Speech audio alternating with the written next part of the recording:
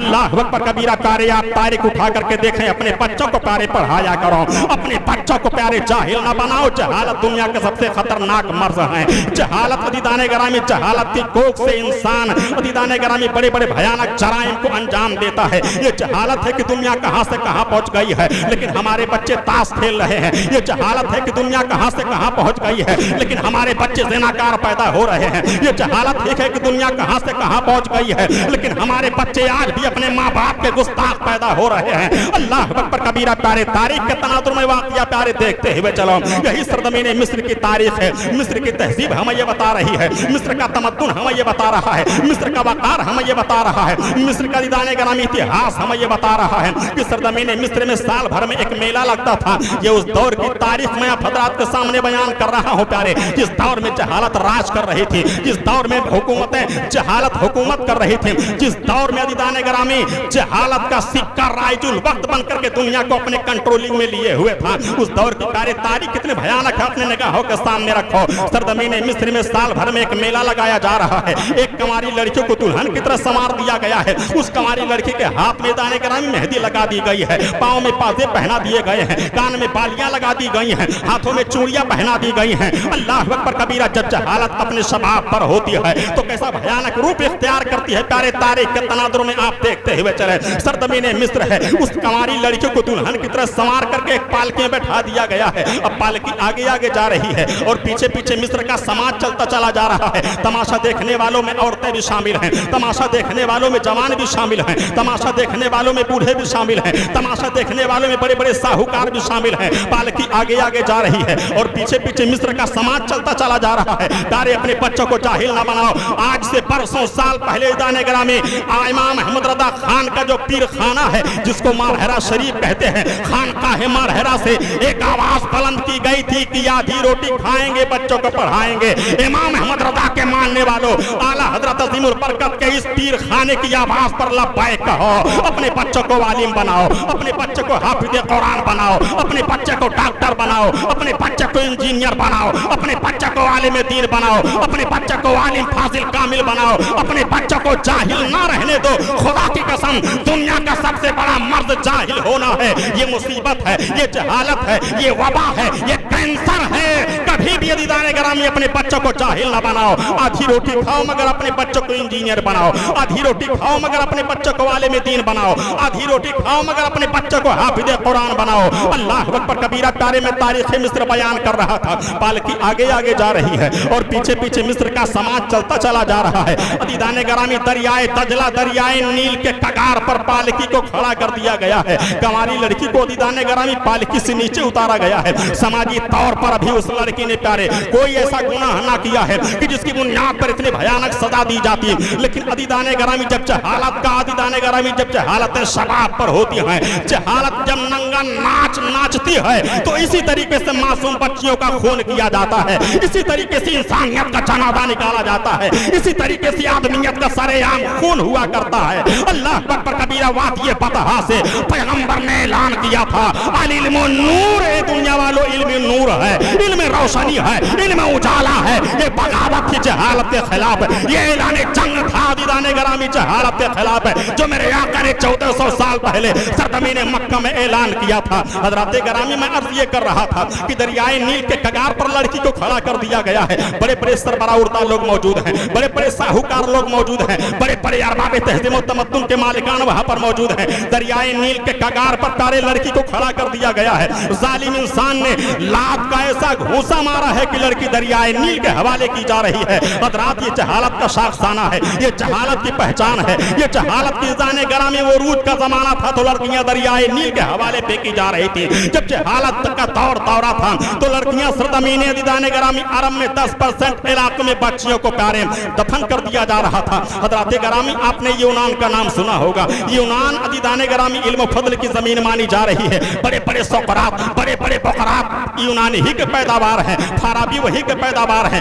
बू अली सैना वही के पैदावार हैं, अरसतू वही के पैदावार हैं। दीदाने ग्रामी अल्लाह के एक नेक बंदे का तस्करा परवरदिगार ने कुरान अजीम में किया है, जिनका नाम लुकमान हकीम है। यूनानी ही के पैदावार हैं, यानी इल्म की जमीन मानी जा रही है, तमद्दुन की जमीन मानी जा रही है। लेकिन उसी 571 साल के बीच में जब जहालत का पंजा, खूनी पंजा वहां पर गड़ा हुआ था। तो जहालत के बदन से अदीदाने गरामी कैसे कैसे खतरनाक वाकयात सरजमीन यूनान में जन्म लिए थे। अल्लाह अकबर कबीरा, मेरे आका भी दुनिया में नहीं आए हैं, अभी इल्म की रोशनी नहीं फैली है, अभी मेरे आका ने अपने हाथ से इल्म का जाम दुनिया वालों को नहीं पिलाया है। उस जमाने की सारी तारीख हमें ये बताती है कि सरजमीन यूनान में अगर किसी के घर में कोई बच्ची पैदा होती थी तो जालिम इंसान अपनी गोद से, अपनी बीवी की गोद से बच्ची को लिया करता था और यूनान के सबसे ऊंची पहाड़ी पर जाकर के प्यारे अपने हाथ से बच्ची को नीचे फेंक दिया करता था। वो बच्ची चीख मारती थी, अपने बाप के आंखों से आंखें मिलाती थी, मगर बाप के दिलो दिमाग पर कोई असर नहीं पड़ता था।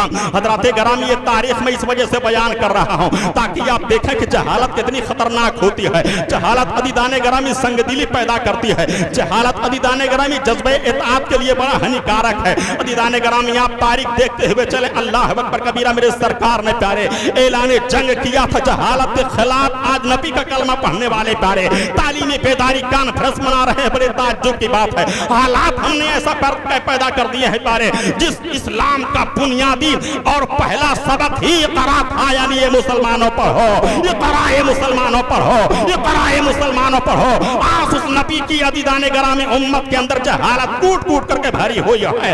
आज से बरसों साल पहले इसी भारत की जमीन पर प्यारे एक कमेटी बनाई गई थी, उसका नाम सच्चर कमेटी दिया गया था। सच्चर कमेटी ने पूरे भारत का सर्वे किया था, हर कौम के ताल्लुक से, हर बिरादरी के ताल्लुक से, हर कास्ट के ताल्लुक से, हर धर्म वालों के ताल्लुक से। दाने ग्रामी तो पता ये चला था कि मुसलमानों को सिर्फ 5% बच्चे आलिम हाफिज यानी मदरसे में आते हैं। यानी जहालत इतनी ज्यादा हमारे अंदर पाई जा रही है प्यारे कि रिपोर्ट के मुताबिक हमारी हालत दलितों से भी ज्यादा बदतर है। अदीदाने ग्रामी, आप जरा देखते हुए चले हम कहां थे कहां पहुंच गए हैं। अल्लाह अकबर कबीरा, मेरे सरकार ने ऐलान फरमाया था, अल इल्म नूर, इल्म नूर है। दुनिया से जहालत खत्म करने के लिए पैगंबर ने ऐलान आज से 1400 साल पहले सरजमीन मक्का से बुलंद किया था। आज उस उम्मत का कर, उस नबी का कलमा पढ़ने वाली उम्मत को यह चाहिए कि उसके घर का कोई भी फर्द जाहिल ना रहने पाए। लेकिन नबी के फरमान से हमने बगावत किया तो जहालत ऐसा पंजा हमारे समाज में गाड़ चुकी है कि बेदार करने के लिए आज हमें तालीमी बेदारी कॉन्फ्रेंस करनी पड़ रही है।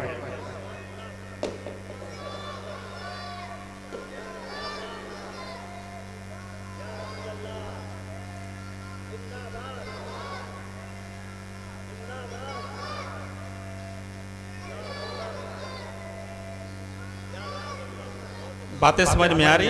ये साउंड का रुख थोड़ा सा मेरी तरफ कर दीजिए, तो थोड़ा सा इधर घुमाइए मामूली सा, और इसको थोड़ा सा इधर कर दीजिए, थोड़ा उसको ऊंचा रखना चाहिए था।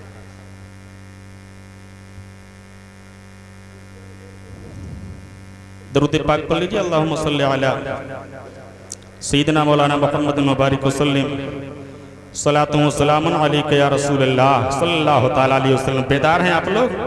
एकदम बेदार हैं? तो अभी तो 4-5 मिनट बर्दाश्त करेंगे। तो जहालत दुनिया का सबसे बड़ा मर्ज है कि नहीं है? और इस मर्ज के मरीज सबसे ज्यादा किस कौम में पाए जा रहे हैं? अपने में। तो तालीमी बेदारी कॉन्फ्रेंस के इनेकाद का पस मंजर भी यही है कि हमारी कौम का कोई बच्चा समाज में जाहिल ना रहने पाए। इल्म का फैजान दुनियावी तौर पर मैं आपको दिखाऊं, इसमें बहुत सारे लोग, बहुत अमीर अमीर लोग बैठे होंगे, साहूकार भी, बिजनेस भी, अमीर भी। और इस मंच पर, इस स्टेज मेंबर रसूल पर बहुत सारे लोग ऐसे होंगे जिनकी तनख्वाहें आज भी 4,000, 5,000, 8,000 होंगे। 15,000, 20,000, 40,000 कमाने वाले सामने बैठे हुए हैं, 4,000, 5,000 कमाने वाले इस मेंबर रसूल पर बैठे हुए हैं। आप जरा देखो कि जब दुनिया में अल्लाह ताला अपने इन बंदों को इतनी इज्जतें दे रहा है तो क़यामत के दिन कितनी इज्जतें देगा। समझ गया?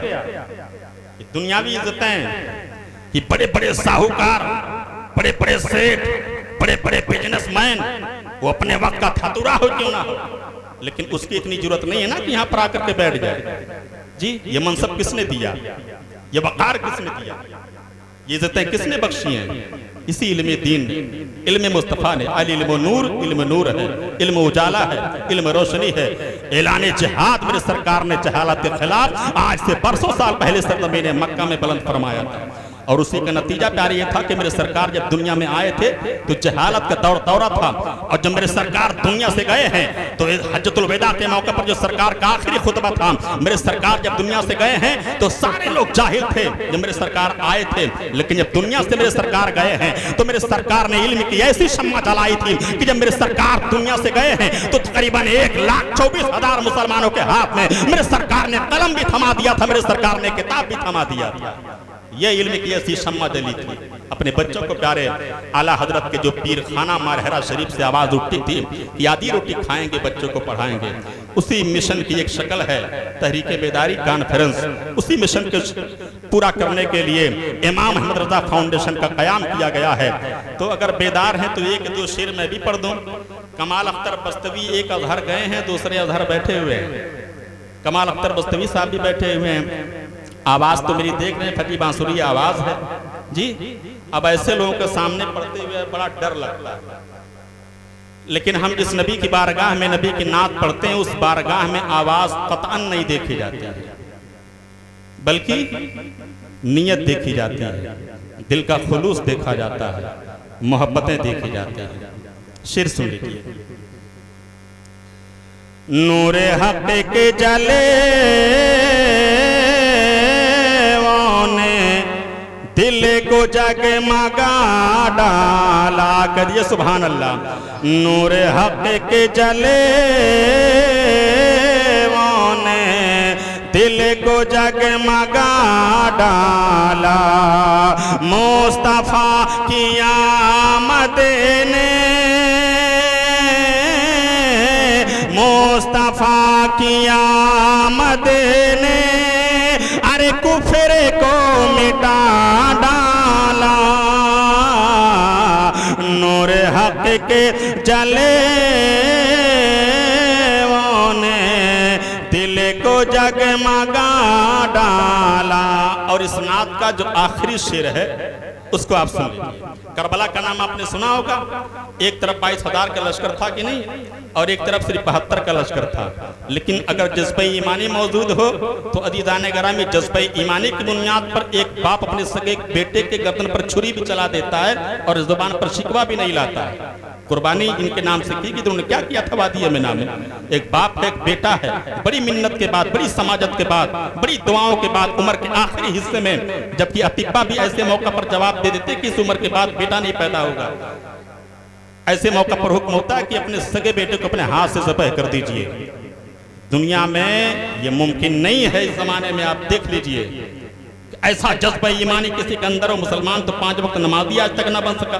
बड़ी आलीशान मस्जिदें हमने बना ली, मार्बल हमने लगा दिए, फ्रिज कूलर एसी वगैरह का इंतजाम हमने कर लिया, लेकिन मुसलमान आज तक नमाजी ना बन सका। ऐसा है कि नहीं है? मस्जिदों पर हमले होते कलेजा फटता है कि नहीं हमारा? लेकिन हमने मस्जिदों के साथ कैसा सलूक किया है, हमने मस्जिदों के साथ कैसा रवैया अपनाया, कभी इसका भी जायजा हमें लेना चाहिए। बेकल साहे ने इसी बुनियाद पर बहुत पहले कहा था कि मस्जिद तो बना ली शब भर में ईमा की हरारत वालों ने, मन अपना पुराना पापी था बरसों में नमाजी बन न सका। कुरान के साथ हम क्या सलूक करते हैं? कुरान फ्रांस में जलाया जाता है, कलेजा हमारा यहाँ पर फटता है, लेकिन हमने कुरान पाक के साथ कौन सा सलूक किया? हमारे यहाँ तीजा ना हो तो घर में कुरान ना पढ़ा जाए, 40वां हो तो कुरान ना खोला जाए, बाप के जनाजे की मैयत ना उठे तो कुरान अज़ीम की तिलावत हमारे विर्दी जुबान ना हो। यह हाल हमने कुरान के साथ किया है।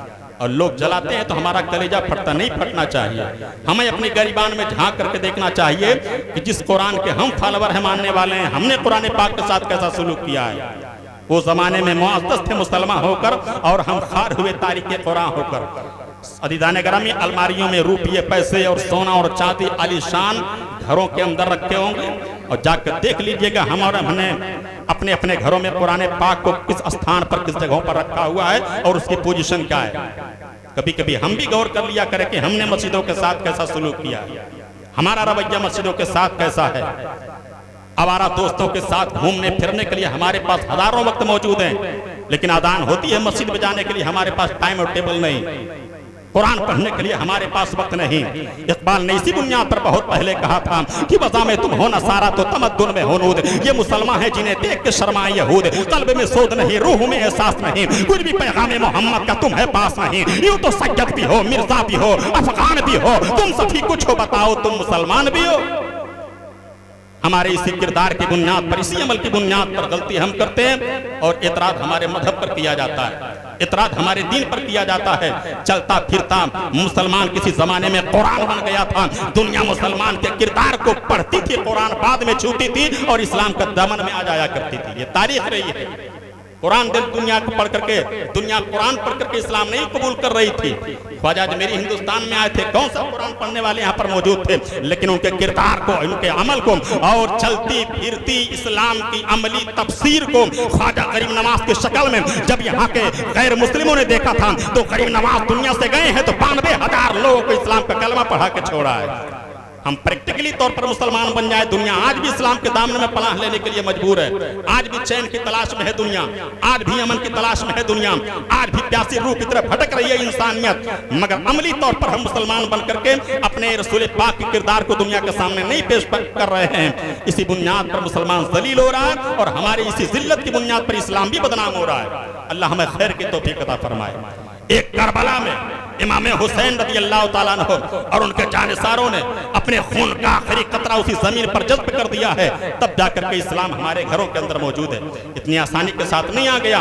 आप नाज करो कि हम अमीर बन पाए या ना बन पाए, लेकिन इस्लाम की सबसे बड़ी दौलत अल्हम्दुलिल्लाह आज भी हम सुन्नियों के पास मौजूद है। तौहीद की अमानत हमारे सीनों के अंदर मौजूद है, इस्लाम हमारे दिलों के अंदर मौजूद है, कुरान की अज़मत हमारे दिलों के अंदर मौजूद है। ये वो दौलत है जिस दौलत पर पूरी कायनात को प्यारे कुर्बान किया जा सकता है। आप इस पर अल्लाह का शुक्र मना करें, लेकिन कभी दिल की गहराई से सोचा करें यह इस्लाम हमारे पास कैसे आया। इतनी आसानी के साथ नहीं आया था।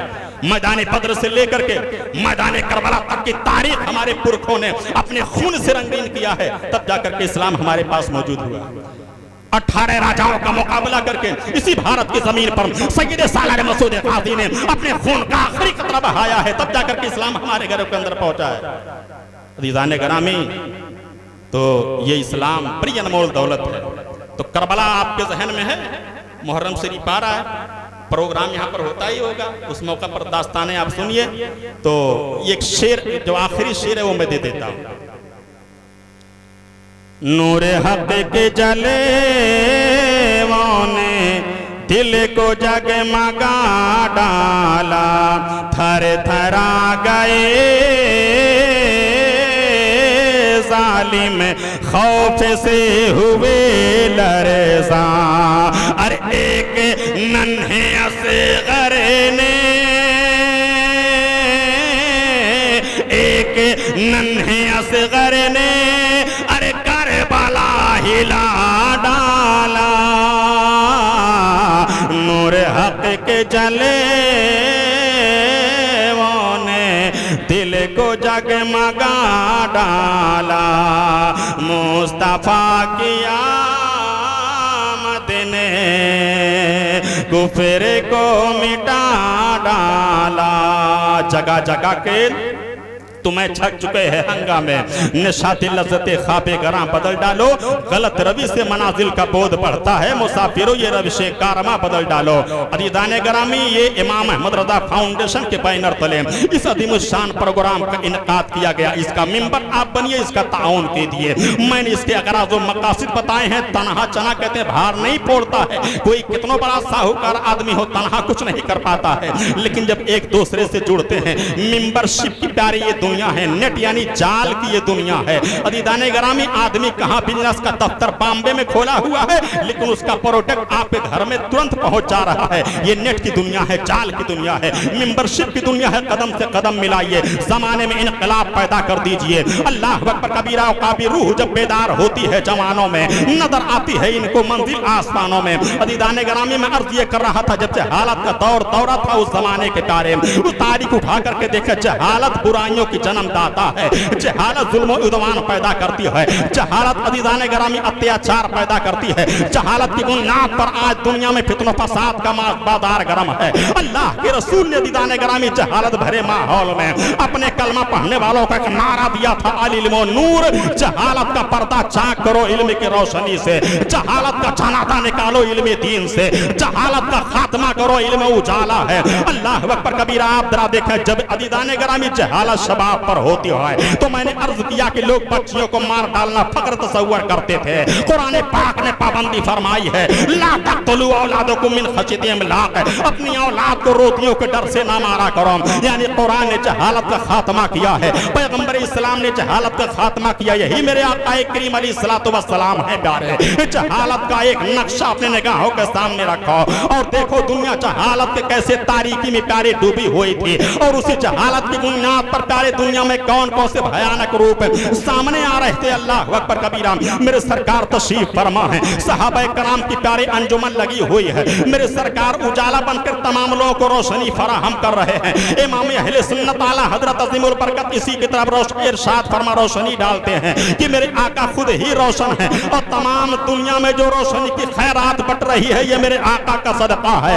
इमाम अहले सुन्नत यूं बारगाह है नबी में अर्ज करते हैं, या रसूल अल्लाह, चमके तुझे से पाते हैं सब पाने वाले, और मेरा दिल भी चमका दे चमकाने वाले।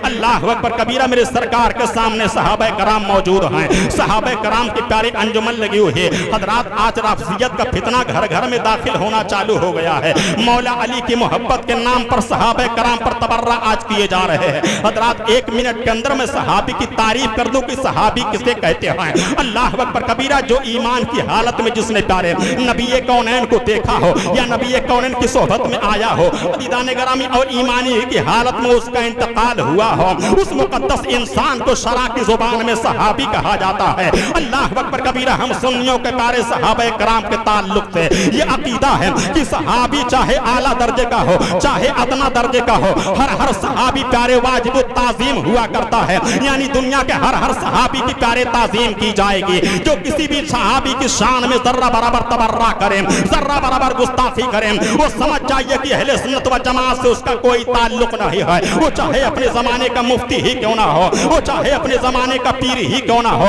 वो चाहे अपने जमाने का फकीह शहर ही क्यों ना हो, नबी कौनैन के मुकद्दस सहाबा पर उंगली उठाने वाला प्यारे कभी अहले सुन्नत व जमात का नुमाइंदा नहीं हो सकता है। अल्लाह अकबर कबीरा। आप देखते हुए चले, हमारा तो प्यारे अकीदा यह है कि दुनिया का हर सहाबी वाजिब ताज़ीम हुआ करता है। अल्लाह अकबर कबीरा। हुब्बे अली के नाम पर इमाम अमीर मुआविया रज़ियल्लाहु तआला अन्हु के प्यारे तौहीन की जाती है। हमारे यहाँ प्यारे अकीदा है कि तमाम सहाबा में सबसे बड़ा मर्तबा सिद्दीक़ अकबर का है। अल्लाह अकबर कबीरा। बड़े धड़ल्ले के साथ प्यारे हमारे यहाँ कव्वालियाँ होती हैं। अंदर अली का पहला नंबर, खुदावंद कुद्दूस की कसम है प्यारे, ये अहले सुन्नत व जमात की बोली नहीं है, ये राफिज़ियों की बोली है, ये अदीदान गरामी शियों की बोली है, अदीदान गरामी ये बदमज़हब की बोली है, अहले सुन्नत व जमात की बोली नहीं है। हम सुन्नियों का प्यारे अकीदा यह है कि तमाम सहाबा में सिद्दीक़ अकबर का पहला नंबर है, हजरत उमर का दूसरा नंबर है, हजरत उस्मान गनी का तीसरा नंबर है, हजरत मौला अली का चौथा नंबर है। यही अहले सुन्नत व जमात का अकीदा प्यारे सरकार के जमाने में था। यही गौसे आदम का अकीदा है, यही गरीब नवाज का अकीदा है, यही इमाम मुज्तहिदीन का अकीदा है। इस वजह से प्यारे नारा हमारे यहाँ ये नहीं लगना चाहिए कि तमातम मस्कल अंदर अली का पहला नंबर, बल्कि नारा हमारे यहाँ ये लगना चाहिए कि तमातम मस्कल अंदर सिद्दीक का पहला नंबर, उमर का दूसरा नंबर, उस्मान का तीसरा नंबर, अली का चौथा नंबर।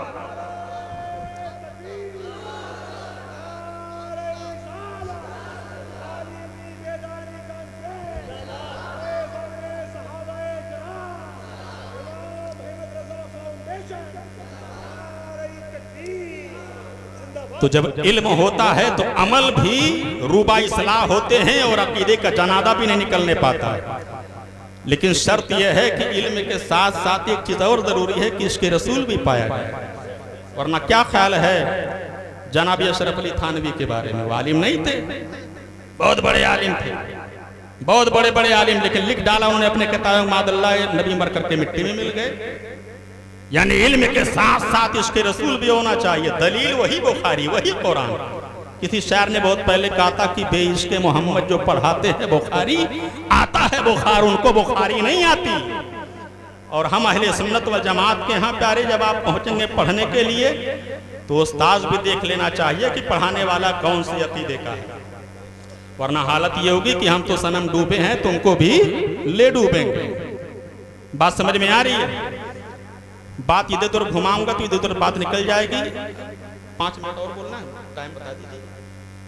टाइम बता दिया, घड़ी में नहीं देख रहा हूँ। तो बातें समझ में आ रही हैं? तो सरकार का फरमान क्या था? अल इल्मु नूर। नूर माने क्या होता है? ये उजाला, रोशनी, उजाला। इसमें से कोई ऐसा है जो अंधेरे को पसंद करता हो कि हमारी जिंदगी, हमारी नस्लों की जिंदगी अंधेरे में गुजरे? अगर कोई हो तो हाथ उठा दे। कोई नहीं होगा मेरे ख्याल से। हर कोई चाहता है कि हम और हमारी नस्लें उजालों का मुसाफिर बने, रोशनी में चलें, लाइट में जिंदगी बसर हो। अगर ये हम चाहते हैं तो दोनों हाथों को उठाकर कहिए कि हमारा भी वही नारा है जो आला हजरत के पीरखाना महरा का नारा था कि आधी रोटी खाएंगे, बच्चों को पढ़ा। समझ गया? और उस्ताद तो जरूर चुनिएगा, सही चुनिएगा, अपनी जमात का होना चाहिए, अहले सुन्नत वल जमात। तो मैं अर्ज ये कर रहा था कि जहालत की कोख से दुनिया के हर बड़े से बड़े जराइम पैदा होते हैं। इसी वजह से ऐसा नहीं है कि बहुत सारी गड़बड़ी दुनिया में करने वाले वो क्या पढ़े लिखे लोग नहीं है। फलस्तीन तबाह हो रहा है कि नहीं हो रहा है? मुसलमान मारे जा रहे हैं, इतने हाई अदीदाने गरामी लेवल के बम वहां पर फोड़े जा रहे हैं। ये बम बनाने वाले कोई जाहिल लोग हैं? सब पढ़े लिखे लोग हैं। इसी वजह से हम अल्लाह की बारगाह में दुआ मांगते हैं कि अल्लाहुम्मा इन्नी असअलुका इल्मन नाफिआ, या अल्लाह हमें वो इल्म दे जो लोगों के लिए फायदेमंद हो। तो इल्म नाफिआ आपको कहाँ से मिलेगा? इस मदरसे से मिलेगा, इस इदारे से मिलेगा। इल्म नाफे यानी फायदा देने वाला इल्म, ये कहाँ से मिलेगा? इस इदारे से मिलेगा। अपने बच्चों को बुनियादी तालीम इस मदरसे में दीजिए, फिर आगे चल के बच्चे को इंजीनियर बनाइए, डॉक्टर बनाइए, वकील बनाइए, बड़े से बड़े क्लासेस में, बड़े से बड़े यूनिवर्सिटियों में अपने बच्चों को भेजिए, ताकि इल्म दीन और इल्म दुनिया जब आपके बच्चों के हाथों में रहेगा तो यकीन जानिए वो दुनियावी तौर पर भी कामयाब रहेंगे और कोई भी बदमज़हब आपके बच्चे के अकीदे का जनादा नहीं निकाल सकेगा। तो इल्म दुनिया भी जरूरी है और इल्म दीन भी जरूरी है। और इसकी अहमियत का आप अंदाजा लगाएं कि मेरी सरकार ने इरशाद फरमाया था। लोग कहते हैं ना कि मैं अपने बच्चों को क्या बनाना चाहता हूँ? डॉक्टर बनाना चाहता हूँ, इंजीनियर बनाना चाहता हूँ, वकील बनाना चाहता हूँ, ये बनाना चाहता हूँ। कहते कि नहीं कहते? सपना है हर किसी का, आरजू है, तमन्ना है। लेकिन मेरी सरकार ने कहा 5 चीजों की लिस्ट मेरे सरकार ने बयान फरमाया और इरशाद फरमाया इन 5 में से 4 चीज में से कोई एक चीज जरूर बन जाए, 5वां मत बनना, वरना हिलाकत तुम्हारी मुकद्दर बना दी जाएगी। ये मुस्तफ़ा का फरमान है कौले मोहम्मद कौले खुदा, फरमान ना बदला जाएगा, बदलेगा जमाना लाख मगर कुरान ना बदला जाएगा। तो मुस्तफ़ा ने फरमाया ओक दो। अब गौर से सुनिएगा, इन 4 चीजों में से एक चीज आप जरूर बने रहिए, वरना समाज में तो ऐसे ऐसे पागल किस्म के लोग पैदा हो जाते हैं कहीं कहीं कि आता जाता कुछ नहीं है, लेकिन हमेशा मदरसे पर तनकीद, मस्जिदों पर तनकीद, दीन मिल्लत और समाज का काम करने वाले फर्द पर तनकीद, आलिम पर तनकीद, मौलाना पर तनकीद, हाफिज पर तनकीद। अजान हो रही है, ये लोग अभी होटल में बैठे हुए हैं, इस पर तनकीद। अब पूरी जिम्मेदारी के साथ बैठा हुआ हम कि समाज में अगर 100 लोग नमाज़ें पढ़ते हों और आलिम ना हो, हाफिज ना हो, कारी ना हो, किसी भी एक गंवार और जाहिल आदमी को किसी भी हाफिज और कारी के पास बैठा दीजिए, बखुदा मैं कह रहा हूँ 99% लोग फेल हो जाएंगे, कोई सही तरीके से सूरह फातिहा भी नहीं पढ़ने पाएगा। आज हमारी जो फर्ज नमाजें जो सही हो जाती हैं, ये किसी आलिम, किसी हाफिज, कारी की देन होती है, वरना वलमा बैठे हुए हैं। कुरान पाक में इंग्लिश जुबान नहीं है, अरबी की या अंग्रेजी जुबान नहीं है। अंग्रेजी में अगर बड़ी शीन कहना हो तो थोड़ा सा यच बढ़ा देते हैं, बस ये होता है। छोटा सीन है तो यस है, और उसके बाद अगर छोटा काफ है तो के है। और हिंदी भाषा तो और भी गड़बड़ है, यानी बहुत ज्यादा इम्तियाज नहीं है। लेकिन जो अरबी जुबान होती है ये एक समंदर है, इसमें वसाअत है, इतनी वसाअत है कि अगर आपने बड़ा है की जगह छोटा है कह दिया तो माना बदल जाते हैं। अलहम बड़ा है, पूरी गारंटी के साथ। मैं ऐसा नहीं कि हवाई फायरिंग कर रहा हूँ, इम्तिहान देना चाहें तो आप आके दे सकते हैं। सिर्फ सूरह फातिहा पढ़ के किसी हाफिज और कारी को आप सुना दीजिए, गारंटी के साथ इनाम जितना मिला सारा इनाम आप लेते जाइए। नहीं आप पढ़ सकते, यानी हम अपना नमाज सही करवाने में इनके मोहताज हैं। ये बाकायदा फिक़ह का मसला है। कि माँ यजूज़ो पे ही सलात के मुताबिक हर आदमी को क़िरात आनी चाहिए, यानी तलफ़्फ़ुज़ हमारा कम अज़ कम इतना दुरुस्त हो कि माना वगैरह बदलने ना पाए, वरना नमाज फासिद हो जाती है। और बड़ा काफ की जगह अगर हमने छोटा काफ कह दिया तो नमाज नहीं होगी, क्योंकि माना बदलेगा। अलहम्दु है बड़ा है, और अगर उसकी जगह छोटा है एक तो जो चश्मी वाला जो है होता है, अगर हमने वो अदा किया तो माना फासिद, नमाज नहीं होगी। इस तरीके से प्यारे हम नमाज सही करवाने में भी अपने वालमा हुफ़ाज़ क़ुर्रा के जिम्मेदार हैं। तो जिनकी बुनियाद पर हमारी नमाजें अल्लाह की बारगाह में कबूल होती हैं प्यारे, क्योंकि क़िरातुल इमाम क़िरातुल मुक़्तदी, जो इमाम की क़िरात होती है वही मुक़्तदी की क़िरात होती है। यानी फ़र्ज़ नमाज अगर हम आप आलिम के पीछे, कारी के पीछे, हाफिज के पीछे अगर आप पढ़ेंगे तो उनकी नमाज अगर दुरुस्त हो जाएगी तो उनके सदक़े में आपकी नमाज दुरुस्त हो जाएगी। यानी आपको उसमें सिर्फ अल्लाह अकबर, उनकी सिर्फ नकल ही कहना है, बल्कि क़िरात उनको करनी है, पढ़ना उनको है। वो जैसा करेंगे आपको वैसा करना है। तो उनकी नमाज कबूल तो हमारी भी नमाज कबूल। फिर तनकीद करने के क्या, कोई बाप के जनाजे हमारे सड़ जाएं अगर अल्लाह जैसी नेमतों को हमको ना दे। ऐसा है कि नहीं है? थर थर थर थर आदमी कांपता है।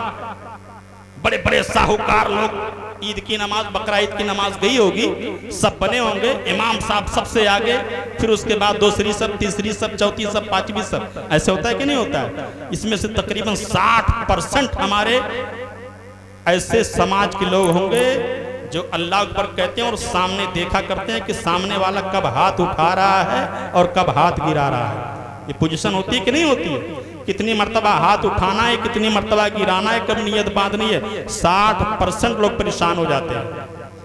यानी साल भर में जो नमाज एक बार पढ़ी जाती है, हमने दुनिया के जाल बवाल में इतना रचा और फंस गए हैं कि साल भर में एक नमाज पढ़ने का तरीका भी हमें सही से नहीं आ सका। अब जरा हम अपनी जहालत का अंदाजा लगा लें, अपनी पोजीशन कौन से हक, क्या हक हमें है कि वालमा हुफ़ाज़ पर हम अपनी उंगलियां अटकाएं, हम अपने बाप का जनाजा तक ना पढ़ पाएं, हम अकीका की दुआ तक ना याद कर पाएं, जानवर खरीद के लाते हैं कुर्बानी की नियत तक हमें याद ना हो, बच्चा हमारे घर में पैदा हुआ, हमारा उससे क्या रिश्ता है, मगर हम अजान ना बोले तो बगैर अजान के हमारा बच्चा रह जाए। ये पोजीशन है हमारे समाज की। फिर कौन से हक ज़मीन पर उंगलियां उठाते हैं? यकीन जानिए कि दुनिया के इस 1000 से 1000 गुना से भी ज्यादा ये दुनिया बेराह रवी के शिकार हो चुकी है। लेकिन इस हजारों गुना बेराह रवी के शिकार होने के बावजूद भी इस कायनात की इस धरती पर अगर सबसे बेहतरीन जमात कोई मौजूद है तो इसी वलमा और हुफ़ाज़ और क़ुर्रा की जमात मौजूद है। 1000 बुराइयों के बावजूद भी सबसे अच्छी जमात अल्हम्दुलिल्लाह आज भी वलमा रब्बानी इनकी।